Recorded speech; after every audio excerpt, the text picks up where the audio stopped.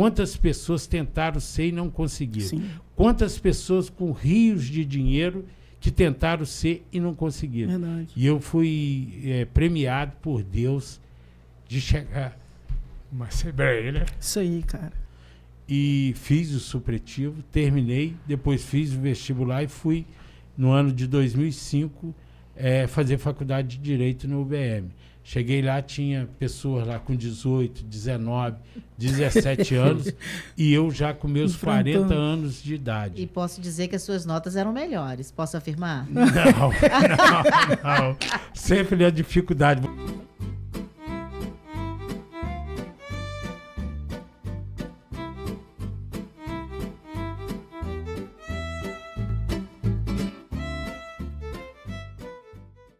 Oi, gente, mais uma vez o nosso Café com Política, adoçado com políticas públicas. Estamos aqui convidando você para participar conosco, conhecendo um pouquinho hoje do Marcelo Cabeleireiro, a história dele. Vou passar para o Marcelo aqui, a Antônia, e logo em seguida a gente continua. Olá a todos, sejam todos bem-vindos aí ao nosso podcast. Estamos hoje aqui, né, com o Marcelo Cabeleireiro e vamos aqui questionar ele acerca dos projetos, né, da vida dele, para que vocês todos conheçam. Mas antes, não se esqueça de dar aquele like e se inscrever no canal, que é muito importante para que essa mensagem chegue para mais pessoas. Não é isso, Antônia? Não, com certeza. A gente fica muito feliz quando você dá uma curtida lá, deixa um comentário, né? Isso é gratificante para a gente. Gostaria aqui de dar início, né, com o Marcelo Cabeleireiro, para ele se apresentar.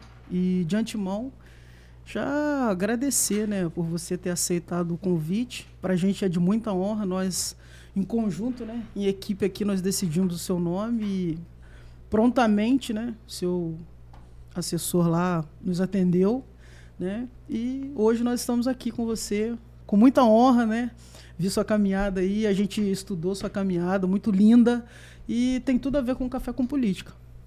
Verdade.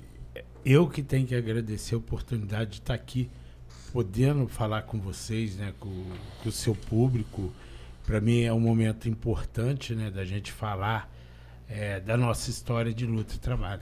Isso aí, muito trabalho mesmo, muito. Lindo, lindo. Então, vou deixar com a Osilene, com o Marcelo, para a gente Que eu já estou aqui me coçando para perguntar.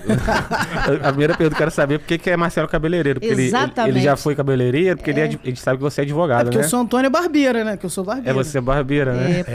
A gente sabe que todo apelido ele tem uma história, né? Exato. E aí você fala pra gente, posso chamar de você, né? Sim, com certeza. O cara é novo. O nome, o seu nome todo e por que do apelido?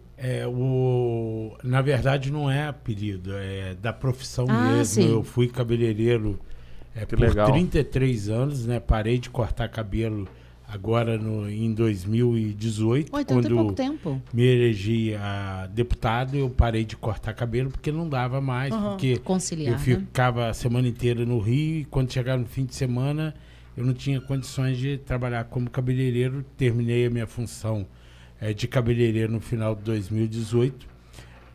Eu iniciei a minha carreira de cabeleireiro por acaso. Eu trabalhava, na ocasião, eu trabalhava na aviação Cidade do Aço, na rodoviária de Volta Redonda, vendendo passagem.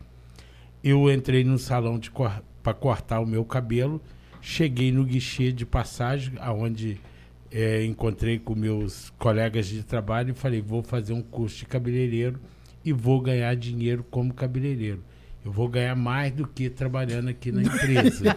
Visionário, outro visionário. E eu sempre tive uma vontade muito grande de crescer na vida, né, com trabalho, com honestidade. E acabou que foi em 82, por volta de 82, e 82 não, desculpa, me sintonizar no tempo, por volta de 85. Eu entrei no guichê e o pessoal começou a me sacanear, vamos dizer assim, né? Cheguei em casa, minha mãe ficou surpresa, né? Minha mãe falou, não, meu filho, você tem que trabalhar no CSN, você tem que ser peão. Isso aqui, né? E aquele preconceito, né? Naquela época, o fato de ser cabeleireiro. E eu também, eu namorava minha esposa, né? Na época, estava iniciando o meu namoro e ela também não gostava que eu cortava cabelo. Enfim, no bairro onde eu morava, lá no Retorno. Foi contra tudo, né? Contra tudo e o preconceito, né?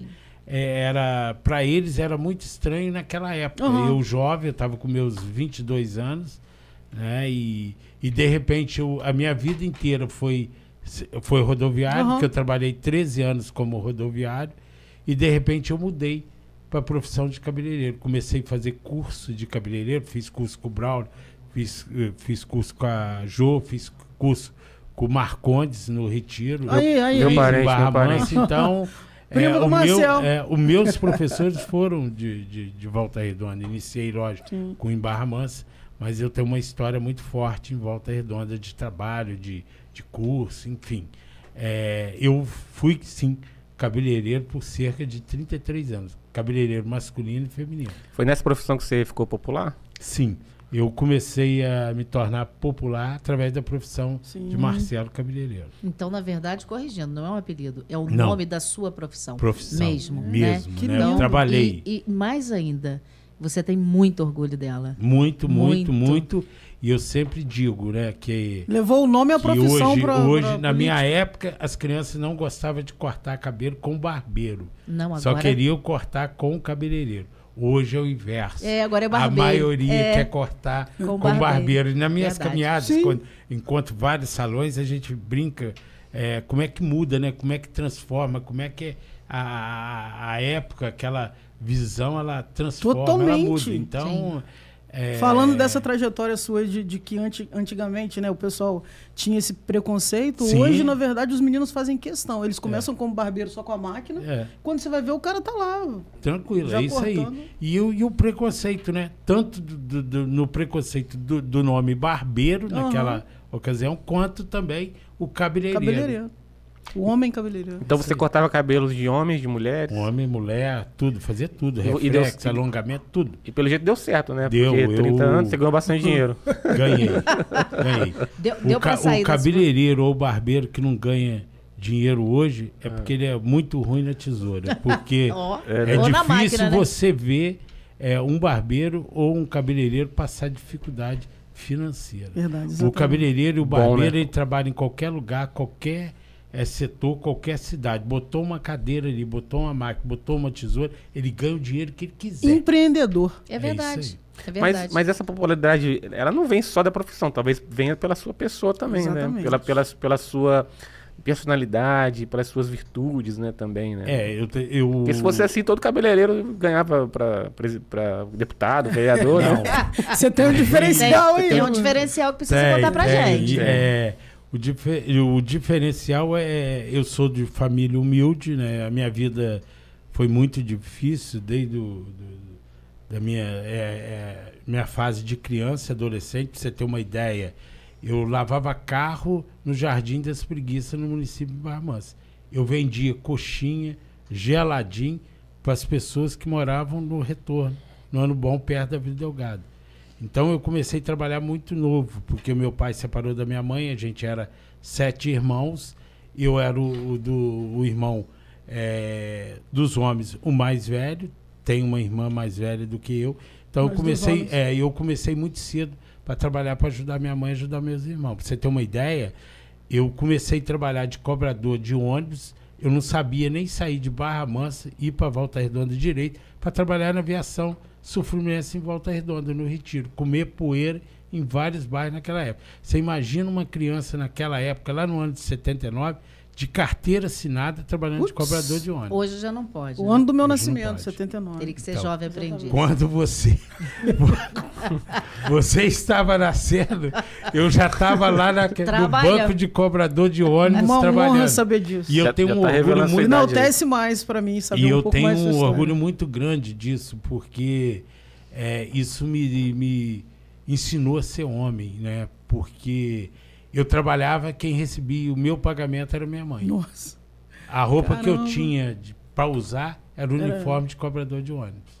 Então praticamente a minha roupa que eu tinha o uniforme de cobrador de ônibus. Contar essa história, eu sei que tem que ser motivo de orgulho. Sim. Porque hoje a sua história representa muita gente. Muita gente. E dá gás mesmo para as pessoas entenderem. Não, eu vim do nada mesmo, né? Sofri muito, mas eu consegui. Sim. Né? Então é um grande história exemplo. inspiradora. Pela história que o senhor conta, é nascido em Barra Mansa. Eu sou nascido em Barra Mansa, né? Sou natural de Barra Mansa, tenho muito orgulho da minha cidade, como também todo o sul-fluminense. Pra você ter uma ideia, eu com 17 anos, eu administrava mais de 100 cobradores e mais de 100 motoristas na aviação sul-fluminense. Ou seja, os últimos gerentes da empresa que aposentou, eu fui chefe de todos eles. Caramba! Então, eu não sabia. eu fui criado dentro de uma empresa de ônibus. Eu trabalhei em 3 grandes empresas. Foi a Aviação Sul-Fluminense, a Aviação Cidade do Aço e a Aviação Progresso. Todas as empresas que eu trabalhei, deixei um legado lá. De trabalho, dedicação, de honestidade. Isso para mim foi muito importante. Mas isso antes de ser cabeleireiro? Como é que é? Isso antes de ser cabeleireiro. Caramba. Ele começou novo, pô. Eu tenho 45. O cara já trabalhava de carteira assinada. É verdade. A gente tem uma história. Eu larguei empresa de ônibus no ano de 91, que a última empresa que eu trabalhei foi a Aviação Progresso, em Volta Redonda, no guichê de passagem. Aí depois disso, eu comecei a dedicar só ao cabelo. Que inicialmente, para me firmar no setor, né, firmar na profissão, eu trabalhava meio período na empresa e meio período no salão cortando cabelo. Dá. Depois que sai da empresa dá para Aí depois eu saí da empresa e toquei só como cabeleireiro. Eu sei que o senhor teve uma história de vereança em Barra Mansa, né, antes de ir para deputado. Como é que veio essa história da política na sua vida? Eu sempre estava envolvido em brigar, porque além de eu sou um cara difícil, eu brigo pelos direitos. Então, quando eu trabalhava em empresas de ônibus, eu sempre brigava pelo melhor salário. Enfrentei muitas greves em Volta Redonda, na época de 84, 83, 82, tanto em paralisação, e eu estava sempre ali do nosso trabalhador. Sempre do lado do Era uma época diferente. Hoje, você tem que ter a visão de empregado e empregador. Os dois têm que estar equilibrados. Naquela época, não. O desequilíbrio era muito grande em desfavor do empregado. Hoje, não. Hoje, você tem que pensar nos dois lados para as duas partes para não sobreviver. Ficar pesada, exatamente. Não é aquela época. E eu comecei, como eu entrei na política, eu estava cortando cabelo de um político. O político me chamou para ser candidato a vereador. Aí eu falei, mas eu não tenho familiar nenhum na política, nunca militei em política, nunca militei em partido nenhum. Ele falou assim, não, mas todo mundo gosta de você, você é um cara trabalhador. Se você não ganhar, pelo menos você vai ter propaganda. É um cara inspirador. Você vai ter propaganda no rádio e na televisão. E eu cresci o olho, né? No bom sentido. Tá certo, Falei, legal, vou ter um conhecimento. As pessoas vão me conhecer melhor. Sim. E acabou que eu aceitei esse desafio no ano de 96. Foi a minha primeira eleição que eu disputei. Venceu na primeira? Não, naquela ocasião eu tive 296 votos. Fiquei feliz, né? Para me eleger naquela época, teria que ter tido 500, 600 votos. Nossa, muito perto. Então, não, Marcelo? Mas para mim foi uma experiência assim, muito gratificante. Depois disso, eu me empolguei, disputei uma eleição da presidência lá do Ilha Clube. O Ilha Clube estava com dificuldade financeira, administrativa, você tem uma história legal, sucateado, e alguns sócios me procuraram para ser candidato a presidente lá no clube. E eu frequentei muito quando era criança, entrava pela beira do Paraíba, pelo Rio, pelo Copa, para entrar dentro do clube. Não era só. Sem ingresso. Você estava de penetra nadando, pulava no Rio. É assim mesmo. Para mim, entrar dentro do clube para jogar bola, eu atravessava o igual na Ilha São João ali, ó. Na Ilha São João também, o pessoal atravessava o Paraíba. É isso aí. Então, o que aconteceu? Eu ganhei essa eleição em 98. Tenho até vergonha de falar, estou lá até hoje.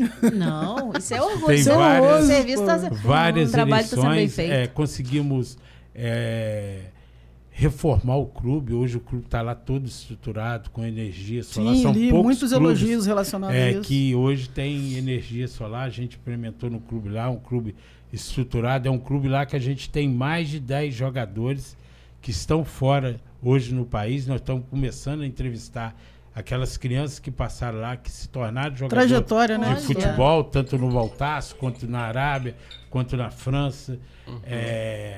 Enfim, nós vamos fazer história, né? vamos fazer agora uma sequência de reportagem com os treinadores que estiveram lá, que estiveram treinando as crianças. Que passaram que pela hoje, história.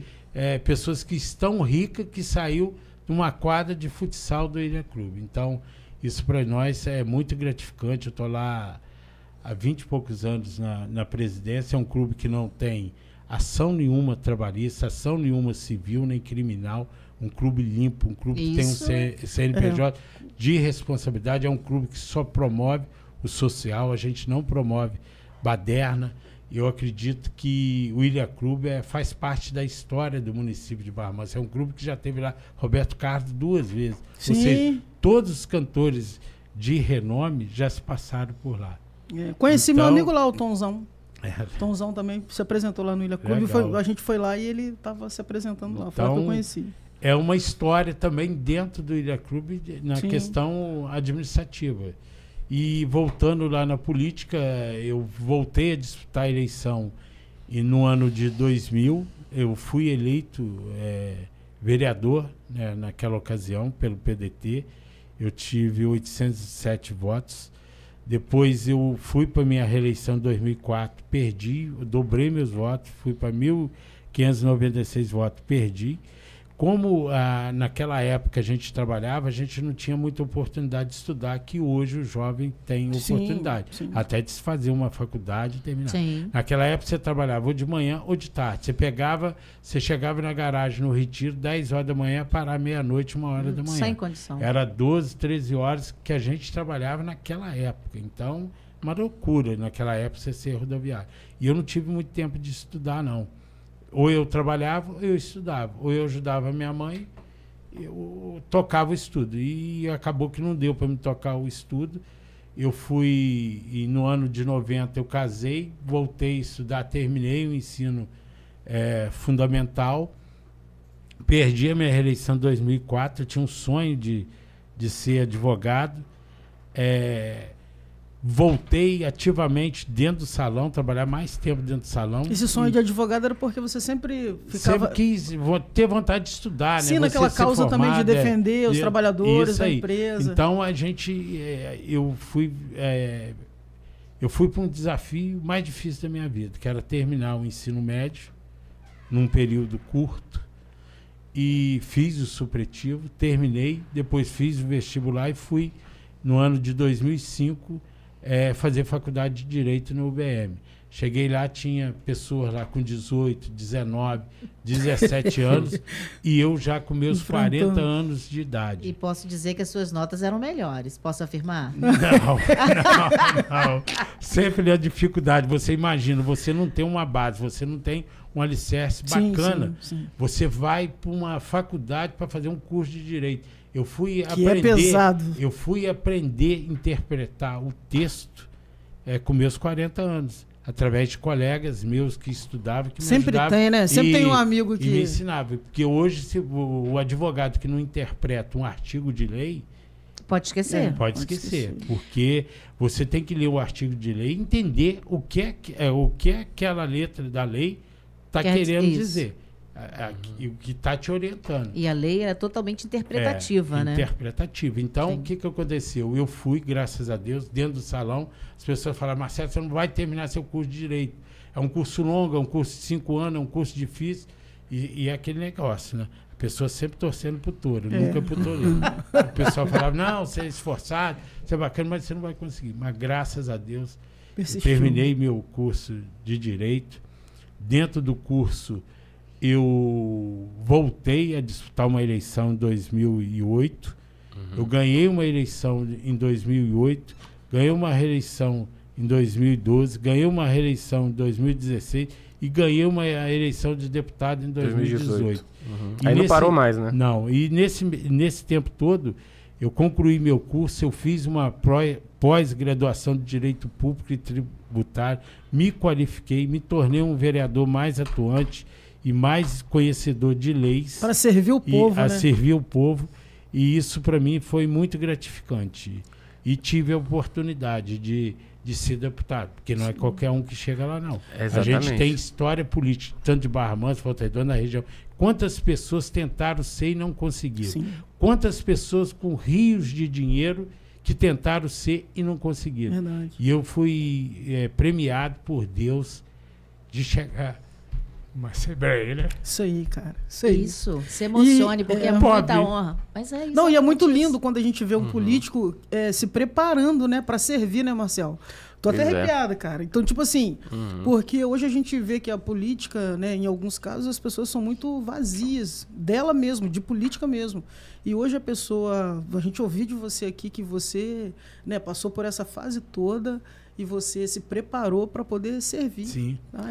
É motivo de muito orgulho. Você Então, se orgulha nossa, pela formação que você correu atrás, Sim. enquanto tem políticos que orgulham de ser ignorantes, né? E ficam no ostracismo. Você é o cara que correu atrás, superou os obstáculos, que eu acredito que foram muitos, e venceu, é um pós-graduado, e também venceu como deputado estadual, né? Subiu de nível, né? Sim, nossa. É verdade. Etapa linda, cara. E Trajetória como linda. deputado, eu fui presidente da Comissão da Pessoa com Deficiência, andei Ai, que nos bacana. municípios tudo. No Rio de Janeiro, a gente conheceu de perto as dificuldades que as pessoas têm no seu dia a dia, né? Esse também foi um dos Então, motivos da gente ter convidado você, porque no nosso podcast temos o Marcel, né, que ele é deficiente visual. A gente trabalha com a inclusão também. Muito inteligente, tá? Não é... Eu tenho certeza que eu contribuí e venho lutando, principalmente agora, mais próximo do município. A gente vê a dificuldade das pessoas que têm deficiência no dia a dia, na questão do transporte, a questão dos autistas também que sofrem. Sim, né? verdade. A gente, no município de Barra Mansas, a gente vê que o poder público não dá assistência, não fornece aquilo que deveria fornecer. Para você ter uma ideia, hoje, nas escolas públicas no município de Barra Mansa, está faltando mais de 140 cuidadores para dar atenção para as pessoas que precisam ali. E não é só cuidadores, né? Tem que ser cuidadores capacitados. Capacitados. É isso que a gerado muita gente polêmica. tem que trabalhar no sentido de ter a pessoa ali capacitada para atender, para dar assistência que as pessoas... Você pega hoje um morador da região leste, ele não tem atendimento nenhum, é zero. Então, eu vi e vejo a dificuldade que as pessoas têm no seu dia a dia.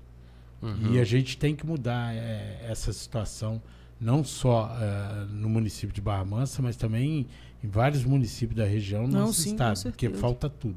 Agora fala pra gente, então, que hoje você, com essa sua trajetória linda, inspiradora, foi daí que veio esse desejo de vir como pré-candidato a prefeito de Volta Redonda? Barra Mansa. De Barra Mansa, desculpa, porque Volta Redonda é minha paixão, mas Barra Mansa também.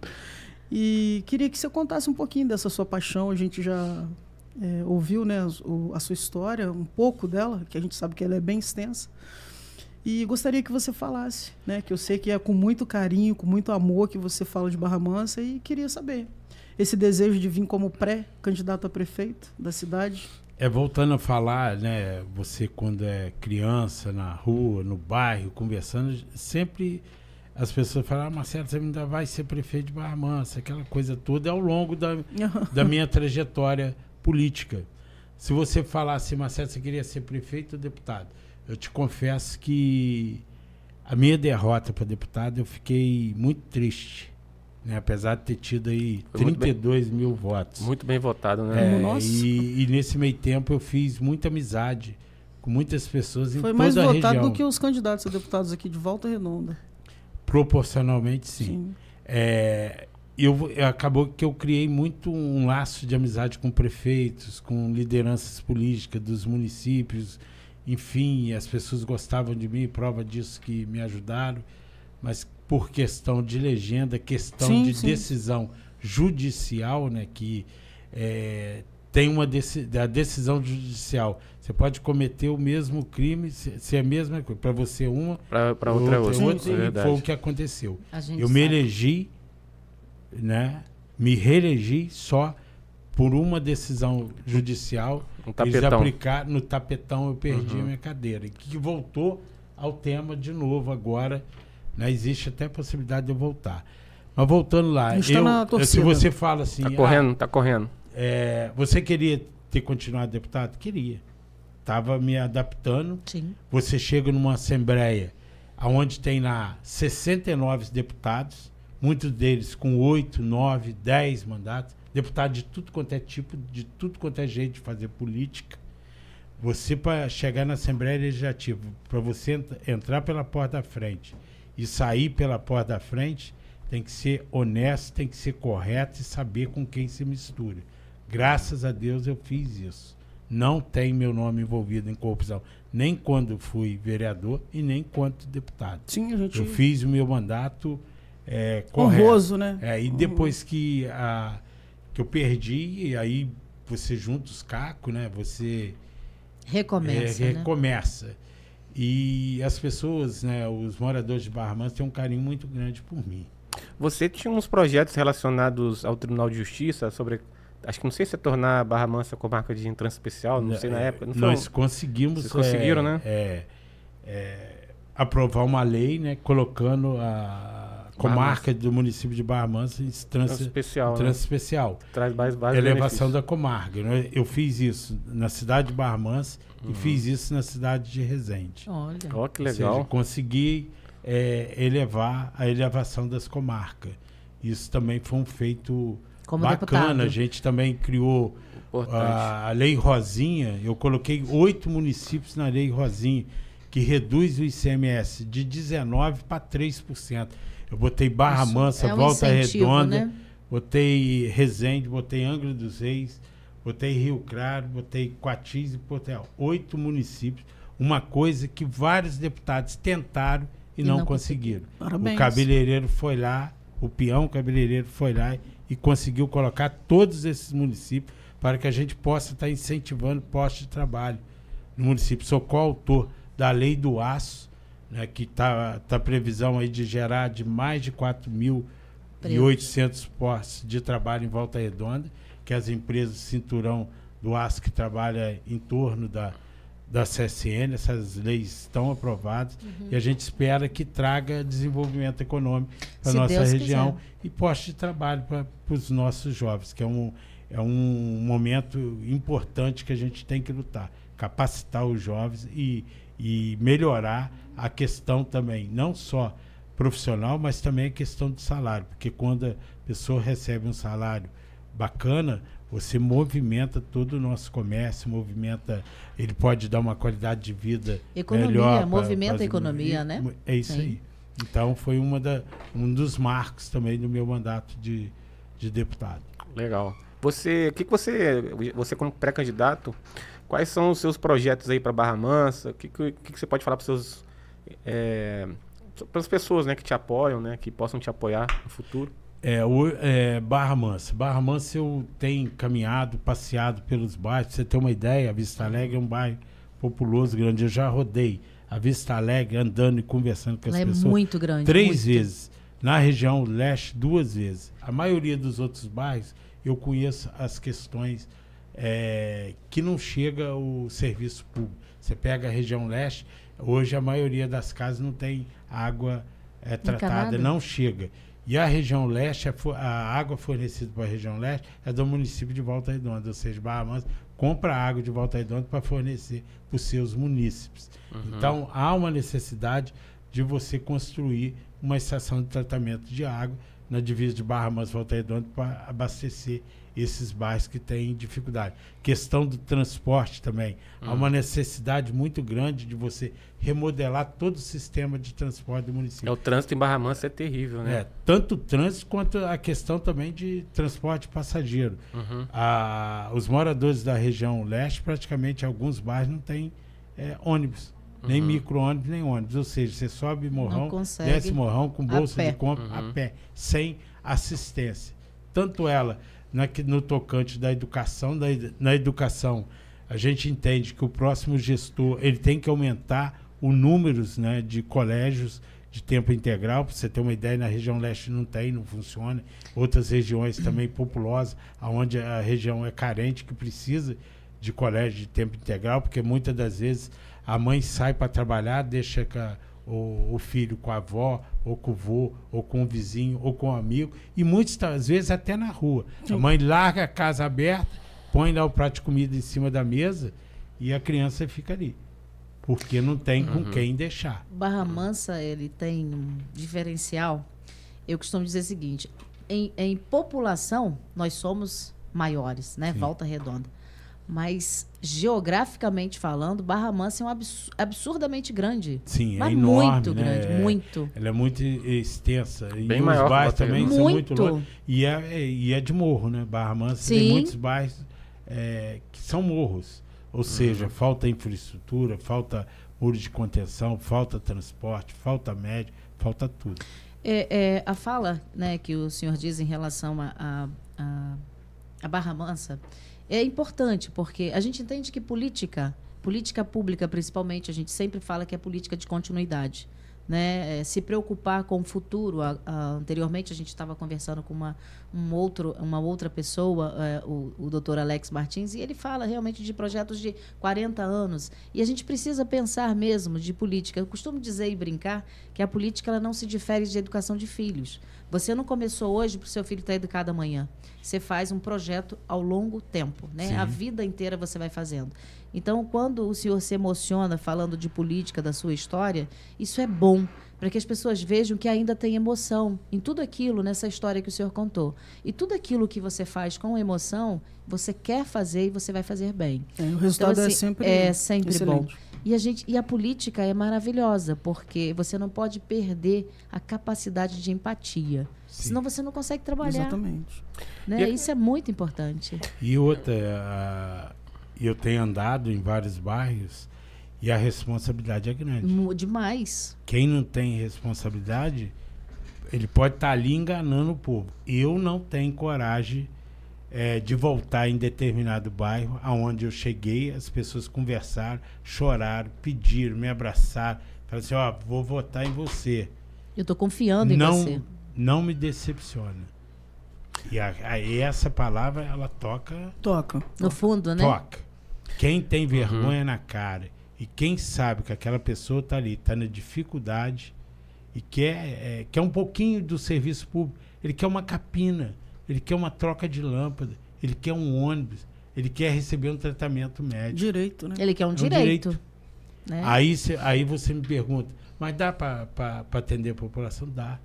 A maioria dos políticos só rouba onde tem dinheiro. Onde que tem dinheiro? Na saúde e na educação. Aonde o povo sofre? Na saúde e educação. É verdade. Ali que está o dinheiro. Não tem como ali mesmo. Você não dá assistência. É onde mais o orçamento público investe, né? E engraçado que, né, hoje a educação no Brasil, né, que é onde você tem mais dinheiro e aí se você for comparar com o resto do mundo, tá muito atrás ainda. Muito. Na época da pandemia, para vocês terem uma ideia, eu era recebido pelo secretário de saúde, na época, vários prefeitos de Volta Redonda, de Rio Claro, Barra do Piraí, Barra Mansa, eles me respeitavam e eu tenho um orgulho disso, que eu nunca precisei de marcar com o secretário, com ninguém para ser atendido. Que bom. Eu pegava no braço do prefeito e botava do lado do secretário e do lado do governador. Eu fiz isso muitas das vezes. Quando deputado era o Samuca, que era o prefeito, várias vezes eu fiz isso com ele, com o falecido Zé Osmar, com o prefeito de Itatiaia. Só tem um prefeito da região que nunca precisou. Foi o Diogo Balieiro de Resende, que ele falava assim, não precisa não, deputado. Ajuda os outros municípios aqui, a gente está bem.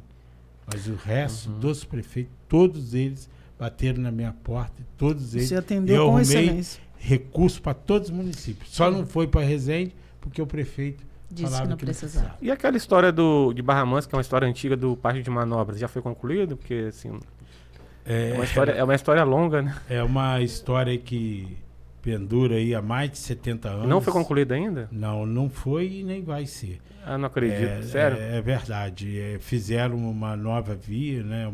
Não é uma via, uma rua estreita. A obra não foi concluída.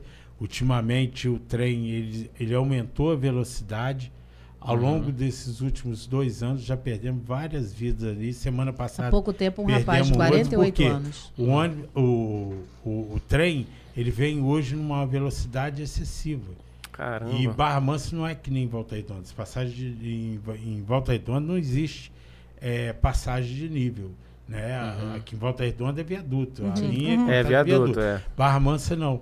Iniciaram uma obra, tem um viaduto que está inacabado, que está lá, todo mundo viu, se perdendo.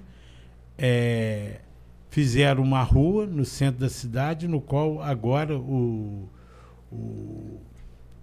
cidadão está mais exposto ainda. Ao perigo. Não só aquele que é o pedestre, mas também aquele que está dentro do veículo. Que as passagens de nível estão horríveis.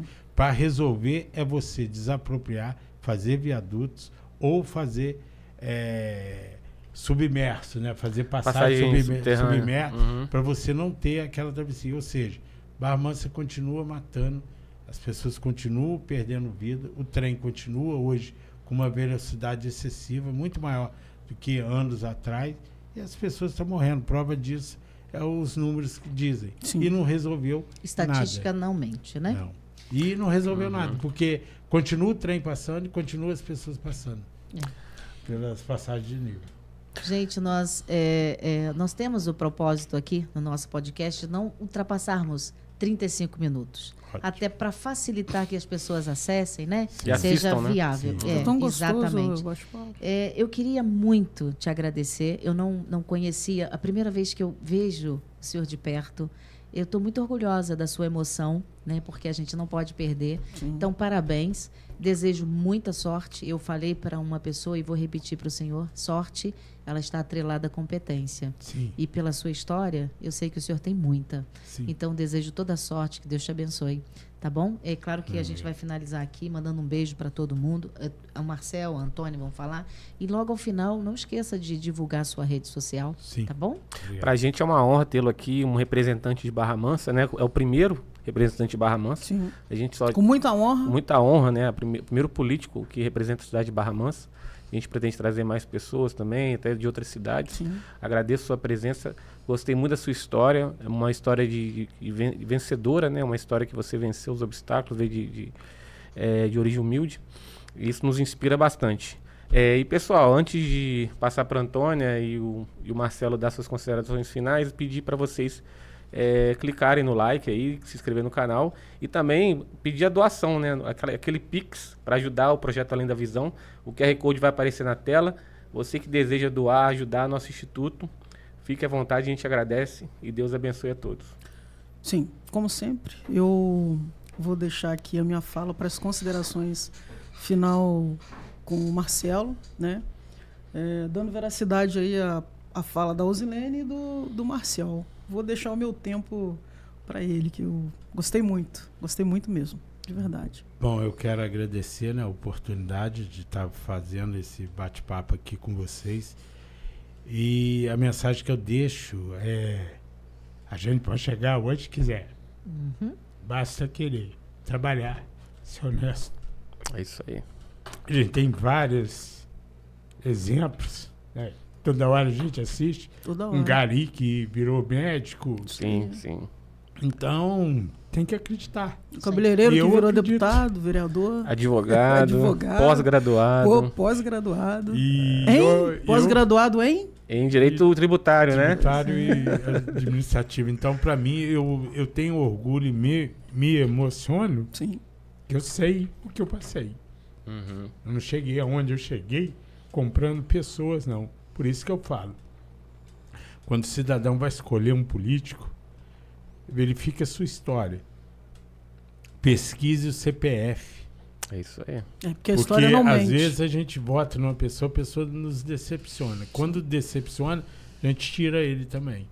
Uhum. E eu quero deixar aqui o meu endereço Instagram. eletrônico, né? Marcelo Cabeleireiro, .bm. Marcelo no Facebook é Marcelo Borges da Silva. E no Instagram, @Marcelo Cabeleireiro. Lá tá lá todos os feitos que eu fiz, né, como vereador, que eu fiz como deputado, tempo é curto, não dá para falar. Sim, presidente da Câmara. Tem muitas ações que eu fiz, né, na Câmara Municipal, como eu criei a TV Câmara, que para levar transparência ao cidadão, eu coloquei rastreador dos veículos, eu coloquei ponto biométrico para os comissionados, para acabar com os fantasmas. Infelizmente, revogaram as leis todas. Ele vai ter que voltar aqui, Marcelo. Verdade. Vai ter que voltar aqui. Só que aqui, uma pergunta que não quer calar, né? Rosilene não fez a pergunta aqui dos sonhos aqui. Impossível finalizar sem essa pergunta. Tem uma pergunta que a gente não deixa passar. Mas deixou. Pois é, já me lembraram aqui. Isso é bom, por isso que a gente tem equipe, não é assim? Sonho. Vivemos de sonho. Qual é o sonho do Marcelo Cabeleireiro? É acabar com a maioria das necessidades do cidadão no dia a dia. Eu não quero ver. É bom, a emoção é importante. É importante. A pessoa chegar e falar assim, Marcelo, estou morrendo de dor. Preciso fazer uma cirurgia de vesícula e eu não consigo. Aí você olha para o hospital regional, que na época eu era deputado, funcionava 20%. Hoje funciona 70%. A pessoa tem que mudar o endereço de Barra Mansa para Volta Redonda para fazer uma cirurgia. Com dor. Sofrendo. Então a gente deseja que o seu sonho se torne realidade, porque ele é o sonho de todos. É isso aí. Obrigado aí, Marcelo, pela sua presença. Muito obrigado. Muito legal a sua história. Pessoal, gente, um beijo a todos, viu? Abração, fiquem todos com Deus. Até a próxima. Obrigado, Marcelo. Obrigado.